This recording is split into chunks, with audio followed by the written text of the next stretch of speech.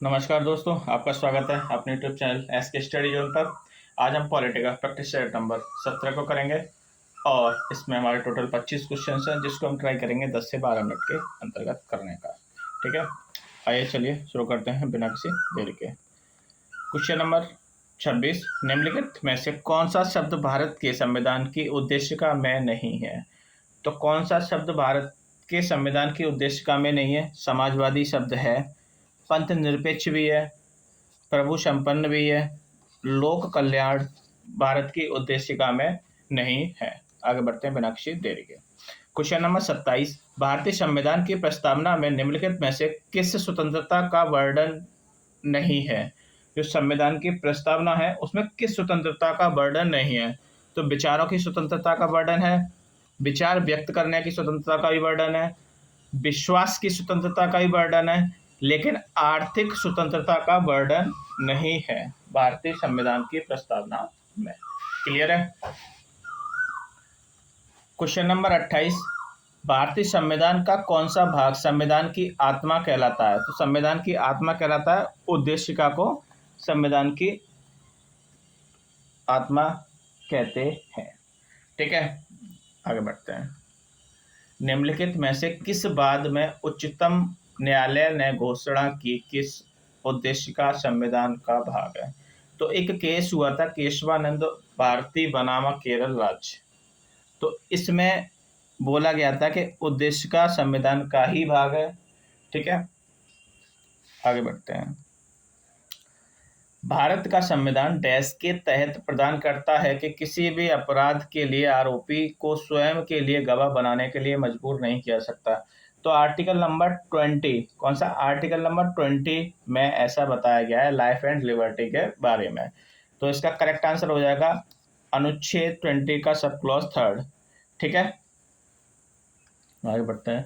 भारतीय संविधान का डैश संसद को यह अधिकार देता है कि वह उपयुक्त कानून बनाकर नए राज्यों का गठन करे और वर्तमान राज्यों के क्षेत्रों की सीमाओं और नामों में परिवर्तन कर सके। ठीक है, तो इसका करेक्ट आंसर हो जाएगा आर्टिकल नंबर 3। ठीक है, आगे बढ़ते हैं नेक्स्ट क्वेश्चन पे। निम्नलिखित में से किस स्थिति में किसी व्यक्ति की नागरिकता समाप्त नहीं होती है? मतलब किस स्थिति में जो नागरिकता है वो समाप्त नहीं होती है? वो होता है देशीकरण। देशीकरण के कारण आपकी समाप्त नहीं हो सकती। ठीक है, आगे बढ़ते हैं। निम्नलिखित में से कौन सा कथन किसी भारतीय की नागरिकता समाप्त कर सकता है? ठीक है, तो नागरिक ने संविधान के प्रति निष्ठाहीनता दिखाई हो तो इस केस में भी नष्ट हो जाती है। नागरिक युद्ध के समय गैरकानूनी तरीके से शत्रु के साथ संपर्क स्थापित करे तो इसमें भी हो जाएगी। ठीक है, तो इसका करेक्ट आंसर हो जाएगा दोनों ही केस में आपकी नागरिकता समाप्त तो हो सकती है।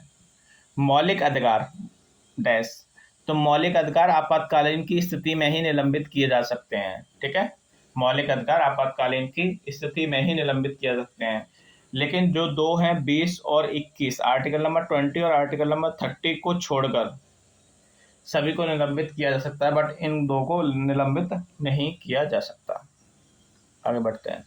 भारतीय संविधान में किस अनुच्छेद के तहत नागरिकों को मौलिक अधिकार प्रदान किए गए हैं? तो आर्टिकल नंबर 12 से लेकर 35 तक मौलिक अधिकार प्राप्त किए गए हैं, और जो मौलिक अधिकार है वो भाग 3 के अंतर्गत आते हैं। ठीक है, क्लियर है? और जो भाग 3 है उसे ही भारत का मैग्ना कार्टा भी कहते हैं। ठीक है, और जो मूल अधिकार हैं वो न्यायालयों में परिवर्तनीय नहीं भी है। ठीक है, आगे बढ़ते हैं। भारतीय संविधान के किस भाग को भारत का मैग्ना कार्टा कहा जाता है? तो ये बताया, भाग 3 को भारत का मैग्ना कार्टा कहा जाता है। भारतीय संविधान के किन भागों को ग्रैनविल ऑस्टिन ने संविधान की चेतना कहा है? तो भाग 3 और भाग 4 को बोला गया है। ठीक है, मौलिक अधिकार उसके आधुनिक नाम जिन्हें पारंपरिक रूप से डैश के रूप में जाना जाता है। तो इसका करेक्ट आंसर क्या हो जाएगा? तो इसका करेक्ट आंसर हो जाएगा प्राकृतिक अधिकार भी बोला जाता है। ठीक है, आगे बढ़ते हैं नेक्स्ट क्वेश्चन पर। न्यायिक समीक्षा का सिद्धांत किस देश से उत्पन्न हुआ और विकसित हुआ? तो जो न्यायिक समीक्षा है वो यूएसए से, कहाँ से? यूएसए से उत्पन्न हुआ और वहीं विकसित हुआ। ठीक है, आगे बढ़ते हैं। किस मौलिक अधिकार का लक्ष्य सामाजिक विषमता उन्मूलन करना है? तो किसको है? वो हमारा समानता का अधिकार। समानता का अधिकार किसके अंतर्गत आता है? आर्टिकल नंबर 14 से 18 तक। तो इसके द्वारा जो समाज में कई सारी विविधता हैं उसके थ्रू अलग कर सकते हैं। ठीक है। क्वेश्चन नंबर 41, मौलिक अधिकार के अंतर्गत कौन सा अनुच्छेद बच्चों के शोषण से संबंधित है? तो बच्चों के शोषण से कौन कौन सा संबंधित है? तो बच्चों के शोषण से संबंधित है article number 24 sorry, article number 24 इससे संबंधित है। ठीक है। अब बात करूं आर्टिकल नंबर 17। आर्टिकल नंबर 17 में क्या है? अनटचेबिलिटी। ठीक है। आर्टिकल नंबर 18 में क्या है? जो उपाधियां हैं उनका अंत। ठीक है। Abolition to the title.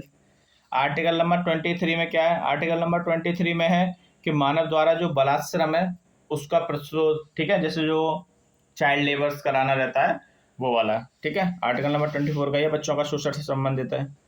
ठीक। भारतीय संविधान के किस प्रावधान में अस्पष्टता का उन्मूलन किया गया? तो आर्टिकल नंबर 17 में किया गया है। किसमें? आर्टिकल नंबर 17 में। ठीक है। क्वेश्चन नंबर 43, भारत के नागरिकों के मौलिक अधिकारों के संदर्भ में निम्नलिखित में से कौन सा सही है? ठीक है। तो पढ़ते हैं। इसके दो क्लॉज दिए गए हैं। और तो पहला क्लॉज है अस्पष्टता अपराध है और ऐसा आचरण करने वाले को कानूनी सजा मिल सकती है। सही बात है। भारत के नागरिक किसी अन्य देश की उपाधि ग्रहण नहीं कर सकते। ठीक है। तो ये दोनों ही तथ्य बिल्कुल सही हैं। ठीक है। अगर आप किसी भी देश की नागरिकता प्राप्त करना चाह रहे हैं तो भारत की नागरिकता वहाँ पे छोड़नी पड़ेगी, क्योंकि भारत में डबल सिटीजनशिप का नहीं है। ठीक है। सिंगल सिटीजनशिप है। ठीक है। अगर आप किसी भी देश की नागरिकता को प्राप्त करना चाहते हैं तो भारत की सबसे पहले नागरिकता त्यागनी होगी। ठीक है। भारत के संविधान का निम्नलिखित में से कौन सा अनुच्छेद प्रेस की स्वतंत्रता से संबंधित है? तो प्रेस की स्वतंत्रता से संबंधित है आर्टिकल नंबर 19। कौन सा? आर्टिकल नंबर 19 भारत की प्रेस से स्वतंत्रता संबंधित है। जीवन संरक्षण तथा व्यक्तिगत आज़ादी डैश मौलिक अधिकार का अंग है। तो जो जीवन का संरक्षण और व्यक्तिगत आज़ादी है वो स्वतंत्रता के मौलिक अधिकार हैं। स्वतंत्रता के मौलिक अधिकार हैं उससे संबंधित है। ठीक है। इसका वर्णन आर्टिकल नंबर 19 से लेकर 22 तक में भी किया गया है।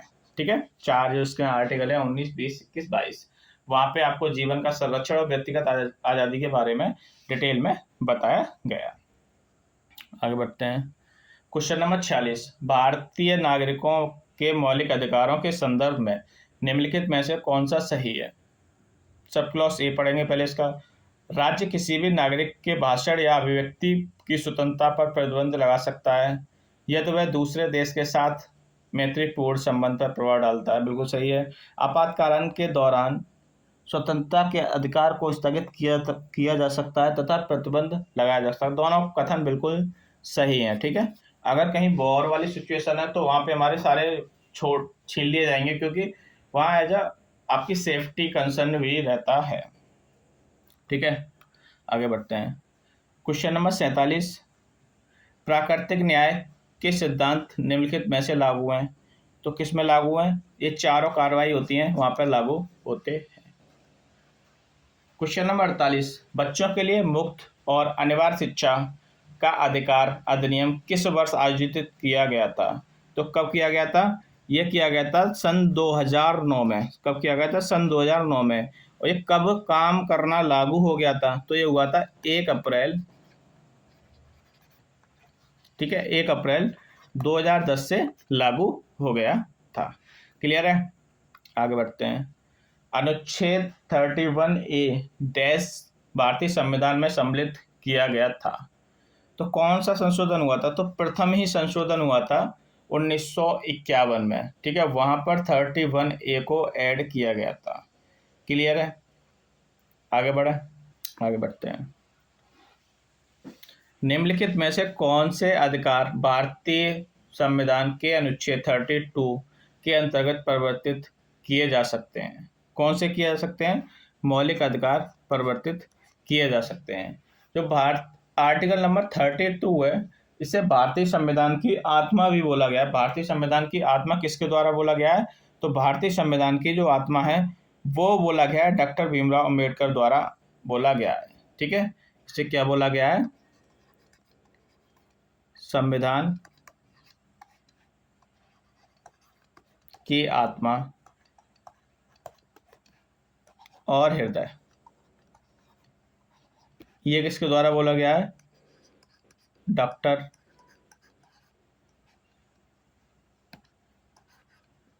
डॉक्टर बी आर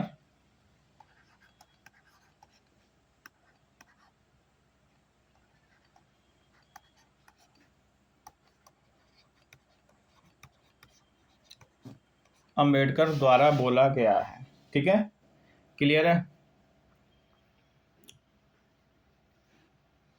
आगे बढ़ते हैं।